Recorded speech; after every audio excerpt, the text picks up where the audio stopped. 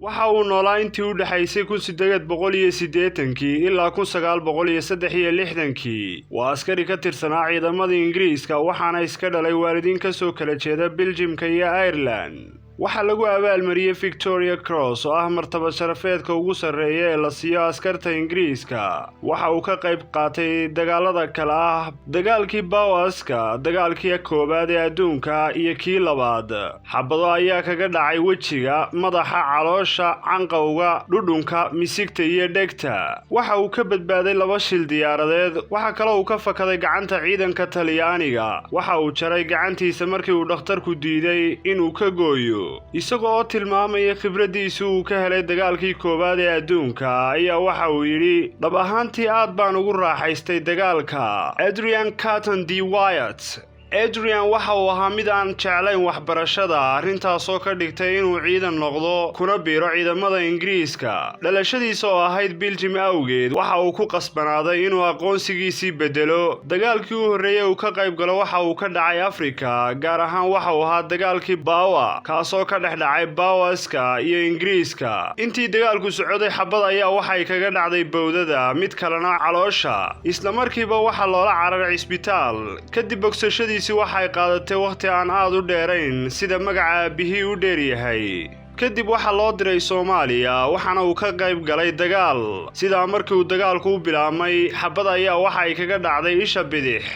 kadib waxa loo qaaday dalka Belgium-ka si loo soo daaweeyo. waa uu bogsaday balse waxa uu dareemay caajisnimo waxaana uu go'aansaday inuu ku biiro dhinaca Faransiiska halkaas oo uu ka socday dagaal adag. intii uu ku guda jiray ka qayb qaadashadii dagaalkii Azum, xabad ayaa waxay kaga dhacday madaxa balse ma uu dhiman sababtoo ah xabadda madaxa ka gashay waxay ka baxday dhinaca kale iyadoo aan wax dhib ah u keenin. dhakhtarradii ayaa waxay u diideen inuu ku laabto dagaalba, balse ma uu nasan waxaana uu si degdeg ah uga qayb qaatay dagaalkii Bajendal oo ka dhacay Belgium-ka. waxa soo gaaray dhaawac halis ah kadib markii xabadi kaga dhacday misigta korkeeda. taas uma ay diidin inuu haddana ka qayb qaato dagaalkii Cambria ee Faransiiska. waxa uu ka dhaawacmay lugta. dagaalka kadib waxa kale oo uu ka qayb qaatay dagaalkii Arras. dagaalkana waxa uu ku waayay mid ka mid ah dhagihiisa. xabado badanna waxa ay kaga dhaceen gacanta bidix.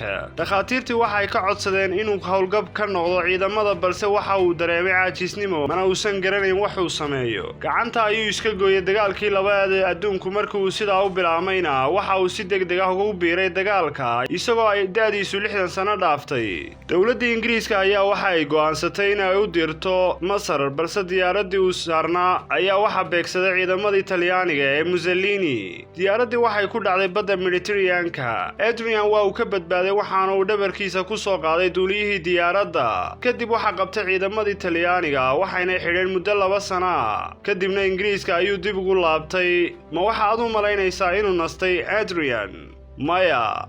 da'diisa oo 60 sano dhaaftay, il iyo gacan iyo dhegna uu la'yahay. ra'iisul wasaarihii Ingiriiska ee xilliga Winston Churchill waxa uu u diray Shiinaha isagoo si rasmi ah u metelayay dowladda Ingiriiska. intii ay diyaaraddu ku guda jirtay duulimaadkii waxa dhacday cilad farsamo taasoo sababtay in diyaaraddii ay soo dhacdo. dhammaan dadkii diyaaradda saarnaa waa ay dhinteen marka laga reebo 1 qof. waa ayaad u malaynaysaan? waa Adrian laf ahaantiisa. waxa uu go'aansaday Adrian inuu noqdo howlgab kadib markii uu waayay gacantiisa, ishiisa iyo dhegtiisa. xabadina ay kaga dhacday lugta, bowdada, misigta korkeeda, caloosha, madaxa iyo meelo kale oo jirkiisa ka mid ah. waxa uu dhintay sanadku markii uu ahaa 1963. da'diisuna waxay ahayd 83 sano. waxaana uu u dhintay si caadi ah. xasuus reeb uu ka tegay oo lagu magacaabo Happy Odyssey ayaa waxa uu ku qoray oraah qurux badan oo odhanaysa dhab ahaantii jacayl ayaan u qaaday dagaalka.